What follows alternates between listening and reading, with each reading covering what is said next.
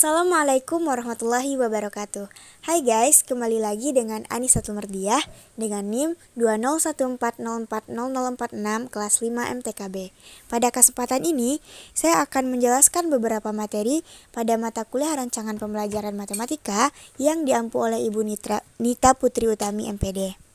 Nah, materi-materi yang akan kita bahas pada kesempatan ini adalah yang pertama rincian minggu efektif, yang kedua program tahunan, yang ketiga program semester, yang keempat kriteria ketuntasan minimal atau KKM, yang kelima analisis KI dan KD, dan yang terakhir adalah silabus. Semoga bermanfaat, selamat menyaksikan. Nah, baiklah teman-teman, materi kita yang pertama adalah kegunaan rincian minggu efektif dalam pembelajaran matematika. Sebelum itu, kita harus memahami terlebih dahulu tentang kalender akademik. Apa itu kalender akademik?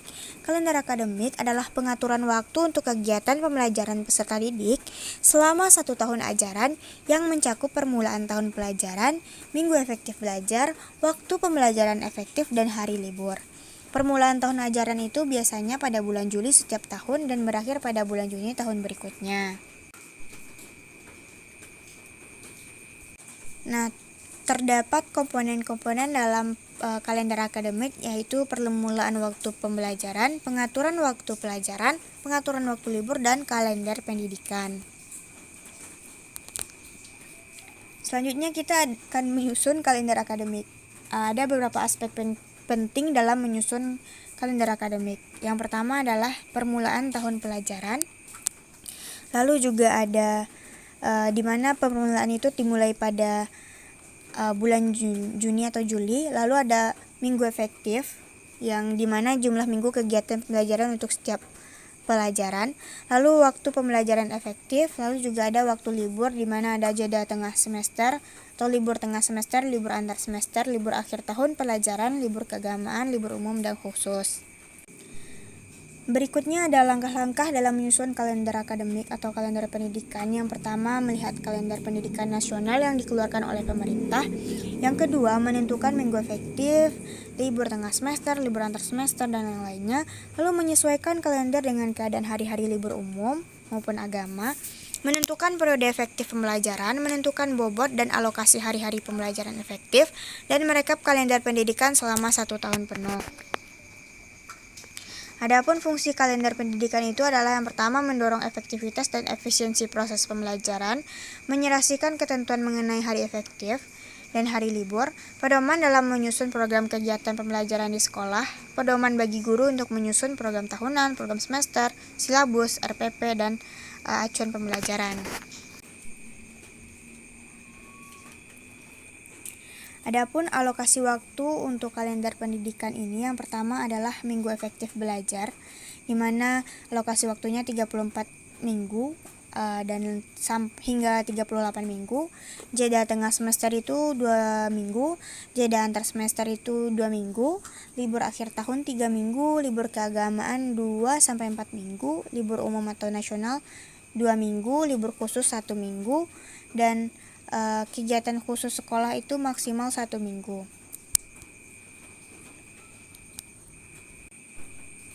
Nah, ini adalah contoh kalender akademik. Lalu bagaimana cara membaca kalender akademik?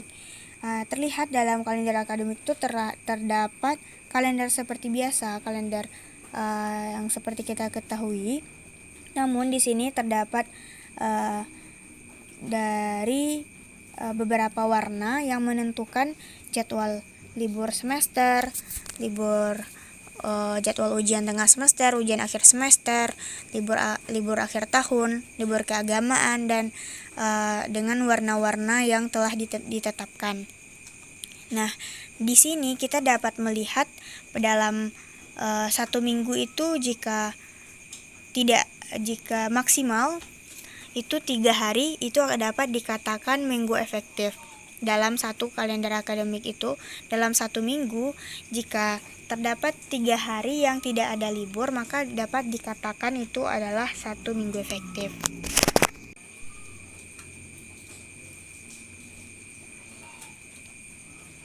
Selanjutnya kita masuk pada rincian minggu efektif. Apa itu rincian minggu efektif?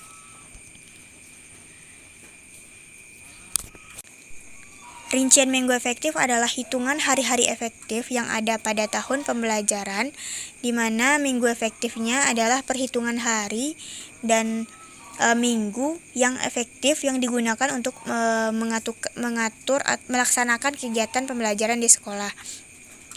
Untuk kenapa kita harus menghitung minggu efektif itu agar kita bisa menyusun dan merencanakan program pembelajaran kita sebagai guru di kelas selama 1 tahun pembelajaran.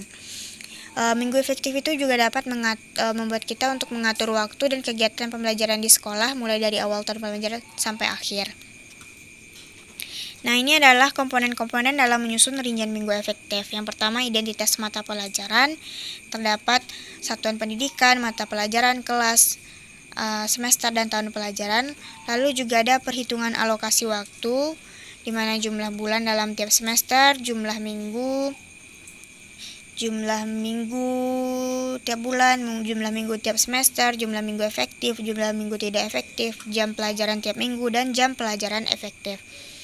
Selanjutnya ada distribusi alokasi waktu. Faktor yang perlu kita perhatikan dalam menyusun rincian minggu efektif, yang pertama adalah tujuan, yang kedua program dan layanan, yang ketiga tenaga manusia, yang keempat keuangan, dan yang kelima bangunan fisik, yang keenam struktur organisasi, dan yang ketujuh konteks sosial.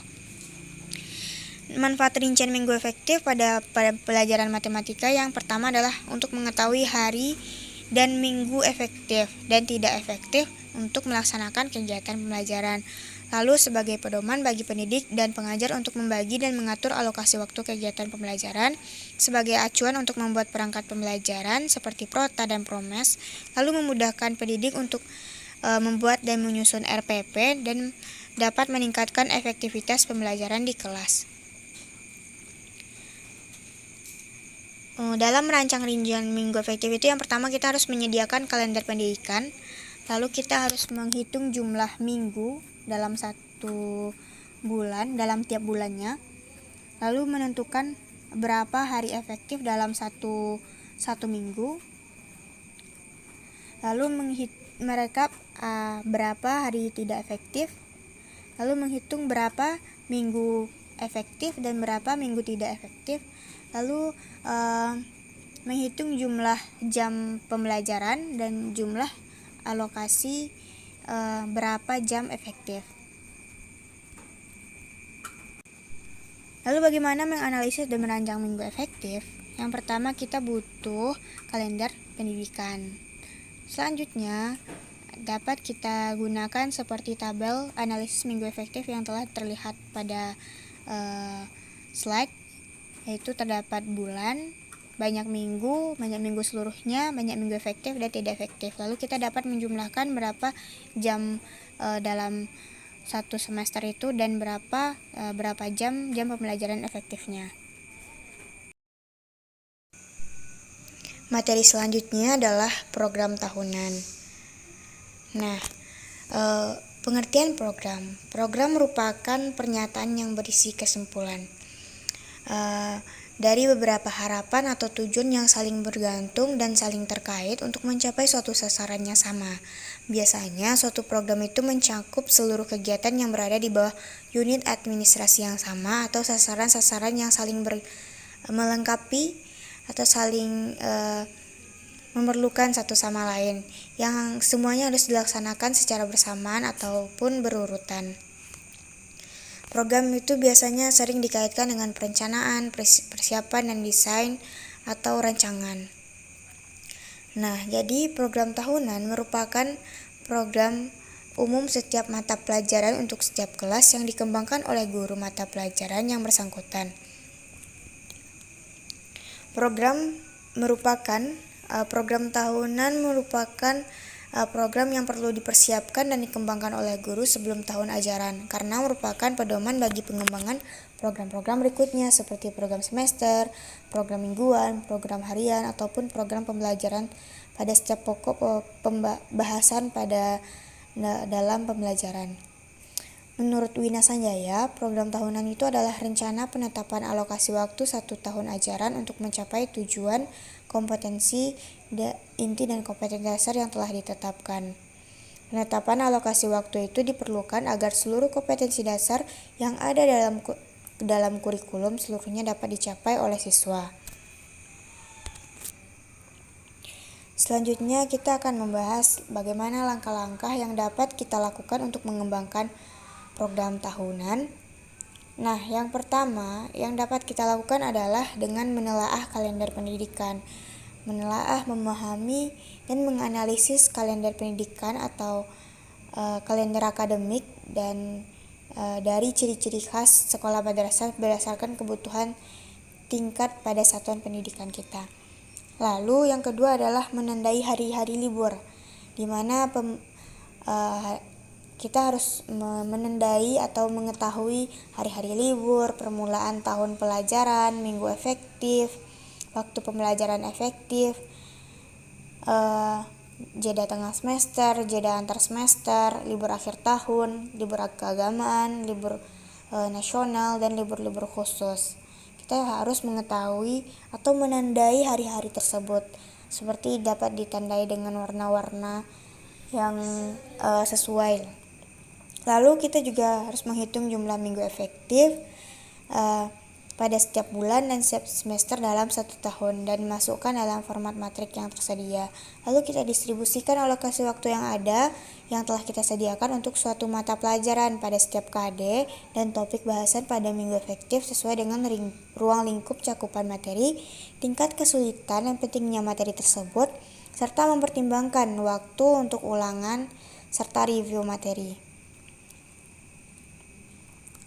Nah, adapun komponen-komponen dalam menyusun program tahunan itu yang paling utama adalah yang pertama adalah identitas, di mana identitas itu meliputi mata pelajaran, satuan pendidikan, kelas, tahun pelajaran. Lalu juga ada format isiannya meliputi berupa tabel, di mana tabelnya berisi semester, kompetensi dasar, indikator, materi pokok, alokasi waktu, dan juga nanti ada jadwal untuk ulangan.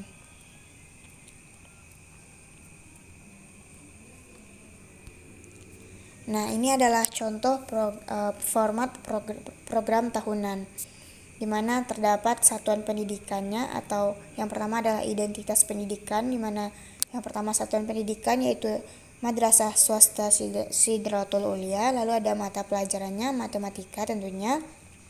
Lalu kelas atau semester, kelas 7 semester 1 dan 2, semester 1 dan 2 itu. Lalu ada tahun pelajaran yaitu 2020 dan 2021. Di sini kita juga mencantumkan kompetensi inti, ini wajib tentunya. Kompetensi ini sudah ditetapkan dari pemerintah sendiri gitu. Jadi untuk semua mata pelajaran itu kompetensinya sama, yaitu yang terdapat 4 kompetensi inti, di mana kompetensi yang pertama tentang keagamaan yang dianutnya atau sikap spiritual, lalu yang kedua adalah sikap sosial, lalu yang ketiga adalah pengetahuan, dan yang keempat adalah keterampilan. Lalu kita lihat pada tabel tersebut terdapat ada kolom semester, di mana itu dibagi dua, yaitu semester 1 dan semester 2 pada kolom tersebut ke bawahnya. Lalu ada kompetensi dasar, ada kompetensi dasar 3.1, 4.1 dan seterusnya. Lalu ada indikator. Indikator itu per KD, yaitu pada kompetensi dasar KD 3.1 indikatornya ada 3.1.1, lalu ada 3.1.2, lalu juga ada materi pokok, lalu ada alokasi waktu. Nah, di sini nanti di bawah kolom keterampilan atau kolom 4.1 kita masukkan jadwal atau alokasi waktu untuk mereview materi atau ulangan. Nah, materi yang ketiga adalah program semester atau biasa dikenal dengan PROMES, di mana pada materi program semester ini kita akan membahas tentang yang pertama pengertian program semester, komponen-komponen dalam menyusun program semester, faktor-faktor yang perlu kita perhatikan dalam menyusun program semester, dan manfaat program semester.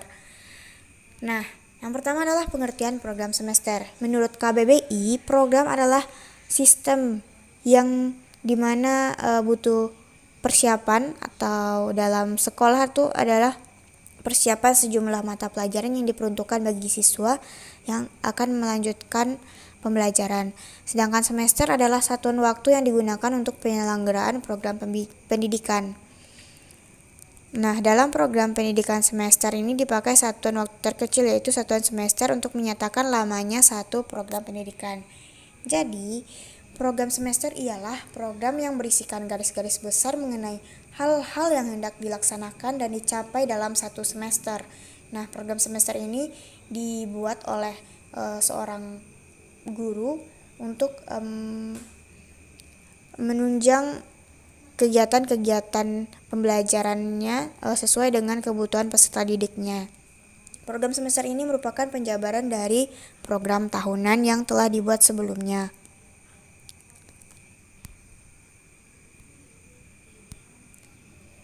Selanjutnya adalah komponen-komponen dalam menyusun program semester. Tentunya yang pertama itu adalah identitas, di mana seperti yang sudah dijelaskan sebelumnya, identitasnya itu memiliki beberapa komponen. Yang pertama satuan pendidikan, mata pembelajaran, kelas, semester, dan juga tahun pelajaran. Nah, karena program semester jadi dimasuk pada identitas ditambahkan kolom semester. Tidak seperti yang program tahunan tadi. Program tahunan kan tidak ada kolom semester, karena pada program tahunan itu akan dibagi semesternya. Lalu selanjutnya adalah format isian, dimana isiannya itu yang pertama adalah KI, kompetensi inti, lalu ada KD, indikator, materi pokok, submateri, alokasi waktu, dan bulan yang terinci per minggu.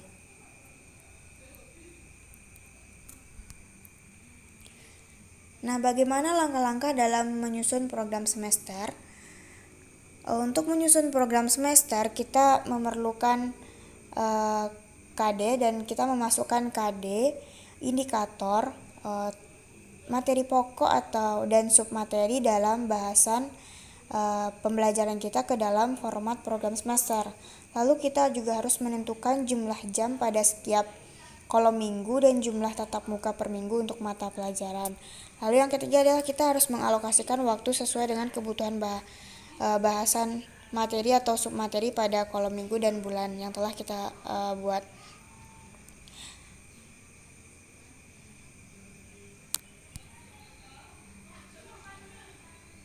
Lalu yang terakhir adalah membuat catatan atau keterangan untuk bagian-bagian yang membutuhkan penjelasan.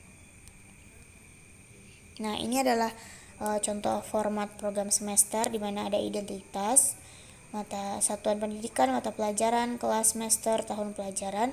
Juga nanti ada KI, lalu ada KD, indikator, materi pokok atau submateri, alokasi waktu, dan distribusi alokasi waktu dalam bulan Juli, Agustus, September, Oktober, November, dan Desember. Juga ada distribusi mingguannya. Selanjutnya adalah manfaat program semester, di mana terdapat 6 manfaat. Yang pertama adalah mempermudah seorang guru dalam proses pembelajarannya, lalu sebagai petunjuk arah kegiatan dalam mencapai tujuan pembelajaran, lalu sebagai pola dasar dalam mengatur tugas dan wewenang bagi setiap unsur yang terlibat dalam kegiatan pembelajaran, dan sebagai pedoman kerja bagi setiap unsur baik guru maupun peserta didik. Lalu sebagai alat ukur keefektifan suatu proses pembelajaran sehingga setiap saat dapat diketahui ketepatan dan kelambanan kinerja atau pelaksanaan pembelajaran. Lalu untuk bahan penyusun data agar terjadi keseimbangan dan kesinambungan kerja untuk menghemat waktu, tenaga, alat-alat, dan biaya yang dikeluarkan dalam melaksanakan proses pembelajaran. Oke, materi selanjutnya adalah kriteria ketuntasan minimal atau yang biasa kita kenal dengan KKM. Nah, apa itu KKM? Istilah kriteria dalam penilaian sering juga disebut sebagai tolak ukur atau standar yang digunakan sebagai patokan atau batas minimal sesuatu yang kita ukur. Kriteria ketuntasan minimal adalah prinsip penilaian yang menggunakan kriteria tertentu dalam menentukan kelulusan peserta didik. Adapun fungsi KKM yang pertama adalah sebagai acuan bagi pendidik dalam menilai kompetensi peserta didik sesuai kompetensi dasar mata pelajaran yang diikuti. Lalu sebagai acuan bagi peserta didik dalam menyiapkan materi mengikuti penilaian mata pelajaran. Lalu juga dapat digunakan sebagai bagian dari komponen dalam melakukan evaluasi program pembelajaran yang dilaksanakan oleh sekolah. Merupakan kontrak pedagogik antara pendidik dengan peserta didik dan antar satu pendidikan dengan masyarakat. Lalu juga merupakan target satuan pendidikan dalam pencapaian kompetensi tiap mata pelajaran. Satuan pendidikan harus berupaya semaksimal mungkin untuk melampaui KKM yang ditetapkan. Keberhasilan pencapaian KKM merupakan salah satu tolak ukur kinerja satuan pendidikan dalam menyelenggarakan program pendidikan. Nah, satuan pendidikan dengan KKM yang tinggi dan dilaksanakan secara bertanggung jawab dapat menjadi tolak ukur kualitas mutu pendidikan bagi masyarakat. Adapun komponen-komponen penetapan KKM itu ada 3. Yang pertama adalah kompleksitas, di mana kompleksitas adalah tingkat kesulitan materi pada tiap indikator, kompetensi dasar maupun standar kompetensi. Semakin tinggi tingkat kompleksitas, maka semakin kecil skor yang dipakai. Rentang nilai yang digunakan itu jika kompleksitas tinggi, rentang nilainya digunakan 50-64. Kompleksitas sedang 64-80 dan kompleksitas rendah 81-100. Kompleksitas akan bernilai tinggi apabila dalam mencapai kompetensi diperlukan hal-hal seperti guru memahami kompetensi yang harus dicapai, guru kreatif dan inovatif, waktu yang dibutuhkan cukup lama karena perlu pengulangan, dan penalaran dan kecermatan siswa itu tinggi. Lalu komponen penetapan KKM yang kedua adalah sumber daya dukung. Sumber daya dukung adalah sumber daya yang dapat mendukung tercapainya kompetensi meliputi sumber daya alam atau sarana prasarana, sumber daya manusia yang meliputi kepala sekolah, guru, dan tenaga kependidikan lainnya, sebagai sumber keuangan baik dari pemerintah maupun komite sekolah, manajemen sekolah maupun dari laba baik yang sudah dibakukan maupun yang sedang dikembangkan. Kepedulian stakeholder seperti orang tua, organisasi pemerintah dan non-pemerintah, organisasi profit maupun nirlaba. Jadi masing-masing pihak tersebut dapat menentukan kriteria dukungan mulai dari tinggi, sedang, dan rendah. Pada aspek daya dukung, rentang nilai yang digunakan itu sangat fleksibel sesuai dengan kondisi sekolahnya. Jika daya dukung tinggi, maka rentang nilai yang digunakan 81-100, jika sedang 65-80, dan jika rendah 50-64. Lalu yang selanjutnya, komponen penetapan KKM yang adalah tingkat kemampuan rata-rata siswa atau disebut dengan intake. Intake adalah tingkat kemampuan rata-rata siswa diambil dari nilai rata-rata hasil seleksi penerimaan siswa baru atau berdasarkan nilai hasil ujian nasional, kelas, atau rata-rata nilai yang diperoleh pada jenjang pendidikan sebelumnya. Tingkat intake siswa dapat dikelompokkan dalam 3 tingkatan: tinggi dengan skor mendekati atau sama dengan standar maksimum, sedang dengan skor di atas atau sama dengan pertengahan standar maksimum, dan rendah dengan skor di bawah pertengahan maksimum. Langkah-langkah menetapkan KKM. Guru menetapkan KKM dengan mempertimbangkan 3 aspek, yaitu kompleksitas, daya dukung, dan intake. Lalu hasil penetapan KKM oleh guru itu disahkan oleh kepala sekolah dan dijadikan patokan oleh guru untuk melakukan penilaian. KKM yang ditetapkan itu disosialisasikan pada pihak yang berkepentingan seperti peserta didik, orang tua, dan dinas pendidikan. KKM dicantumkan dalam lembar hasil belajar siswa pada penilaian yang dilaporkan kepada orang tua dan peserta didik. Selanjutnya adalah analisis KI dan KD. Analisis KI-KD adalah kegiatan menguraikan keterkaitan antara KI dan KD atas berbagai bagiannya, menelaah bagian itu sendiri, serta hubungan antar bagian untuk memperoleh berbagai informasi yang berguna untuk membuat perencanaan pembelajaran yang benar. Jelas kiranya bahwa silabus dan RPP adalah dokumen yang diturunkan dari KI dan KD. Agar silabus dan RPP dikembangkan benar-benar akurat, maka perlu ada jaminan linear KI dan KI terhadap KD. Tujuan adanya analisis KI dan KD adalah perlu dipahami kerangka berpikir terkait analisis KI dan KD agar pembelajaran yang disajikan berjalan sesuai skema. Lalu dalam ranah operasional, pembentukan kompetensi lulusan itu dilakukan melalui pembelajaran yang dilakukan oleh guru seluruh mata pelajaran.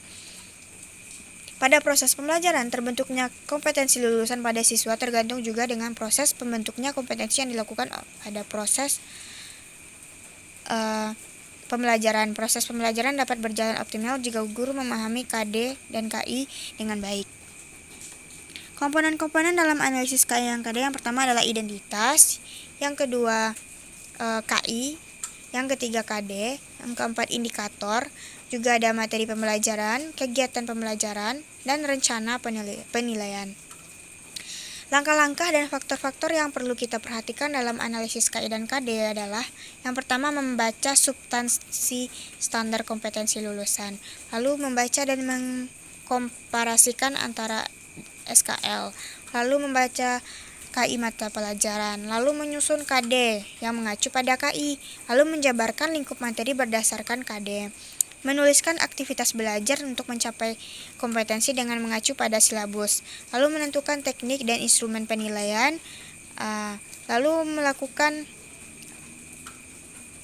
seluruhnya hingga mata pelajaran terakomodasi, lalu berdiskusi atau memadukan hasil analisis dengan teman seprofesi atau guru sehingga menghasilkan kesepakatan yang sama. Nah, ini adalah langkah-langkah dan faktor yang perlu diperhatikan dalam analisis KI. Ini adalah contoh analisis KI dan KD. Yang pertama ada KI, KD, indikator, materi pembelajaran, kegiatan pembelajaran, dan rencana penilaian. Materi selanjutnya adalah silabus. Sebagai salah satu perangkat pembelajaran yang wajib dimiliki oleh seorang guru, silabus juga sebagai sarana untuk mempermudah pembelajaran mencapai tujuan yang diharapkan. Jadi secara otomatis setiap guru itu di kemudian hari akan menjadikan silabus sebagai pedoman penyusunan rencana kegiatan pembelajaran pada setiap mata pelajarannya. Menurut Dr. Emuliasa, silabus itu merupakan rencana pembelajaran pada suatu kelompok mata pelajaran dengan tema tertentu yang mencakup standar kompetensi, kompetensi dasar, materi pembelajaran, indikator, penilaian, alokasi waktu, sumber belajar yang dikembangkan oleh setiap satuan pendidikan. Jadi, silabus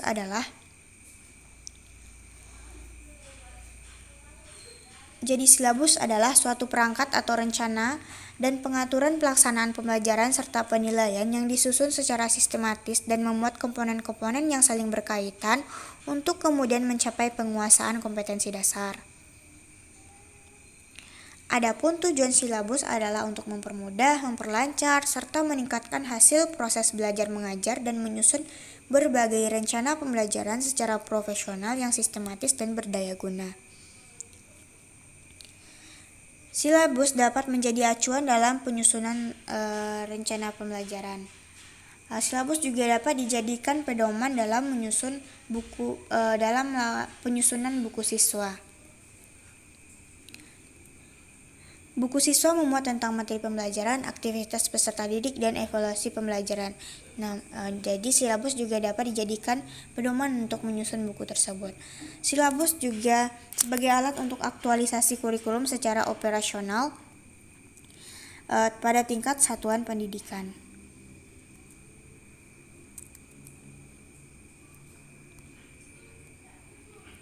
Adapun komponen-komponen silabus, yang pertama adalah identitas mata pelajaran, identitas sekolah, kompetensi inti, kompetensi dasar, indikator pencapaian kompetensi, materi pokok, pembelajaran, kegiatan pembelajaran, alokasi waktu, dan sumber belajar. Nah, faktor-faktor yang perlu kita perhatikan dalam menganalisis menyusun silabus yang pertama adalah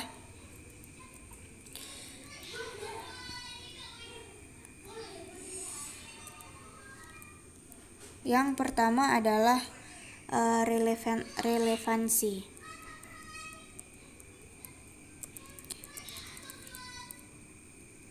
Relevansi mengandung arti bahwa cakupan, kedalaman, tingkat kesulitan, serta urutan penyajian materi dan kompetensi dasar dalam silabus sesuai dengan karakteristik peserta didik. Lalu adalah fleksibel, mengandung makna bahwa pelaksanaan program peserta didik dan lulusan memiliki ruang gerak yang bebas. Lalu kontinu, mengandung arti bahwa setiap program pembelajaran itu dikemas dan dalam silabus memiliki keterkaitan satu sama lain dalam membentuk kompetensi dan kepribadian peserta didik. Lalu ada efektivitas. Pada pengembangan silabus berkaitan dengan ketelaksanaannya pembelajaran, di mana pembelajaran harus dilakukan dengan efisiensi. Pengembangan silabus berkaitan dengan upaya untuk menghemat penggunaan dana, daya, waktu tanpa mengurangi hasil atau kompetensi dasar yang telah ditetapkan. Selanjutnya, faktor yang perlu diperhatikan adalah konsisten. Konsisten mengandung arti bahwa antara KD, KI, materi pokok, dan yang lainnya itu memiliki hubungan yang konsisten. Lalu memadai. Pengembangan silabus mengandung arti bahwa ruang lingkup indikator, materi, pengalaman belajar, sumber belajar, dan sistem penilaian itu dilaksanakan dapat mencapai kompetensi dasar yang telah ditetapkan. Selanjutnya adalah menyeluruh. Komponen silabus mencakup keseluruhan ranah kompetitif, yaitu kognitif, afektif, dan psikomotorik. Nah, selanjutnya adalah langkah-langkah dalam pengembangan silabus. Yang pertama adalah mengkaji KI dan KD. Hal-hal yang harus diperhatikan dalam mengkaji KI dan KD adalah urutan KI dan KD dan keterkaitan antara KI dan KD. Lalu mengidentifikasi materi pokok pelajaran. Lalu ada mengembangkan kegiatan pembelajaran, di mana dalam mengembangkan kegiatan pembelajaran kita harus memperhatikan apakah kegiatan tersebut memberi bantuan pada para pendidik, khususnya guru dalam melaksanakan proses pembelajaran. Lalu merumuskan indikator pencapaian kompetensi dasar, menentukan jenis penilaian, di mana penilaian yang dapat dilakukan itu berdasarkan pada indikator yang sudah ditetapkan pada sebelumnya. Lalu menentukan alokasi waktu dan menentukan sumber belajar, di mana sumber belajar itu sangat banyak. Sebagai seorang guru dan dalam membuat silabus kita juga harus menentukan sumber-sumber apa saja yang dapat kita gunakan dalam materi pembelajaran tersebut.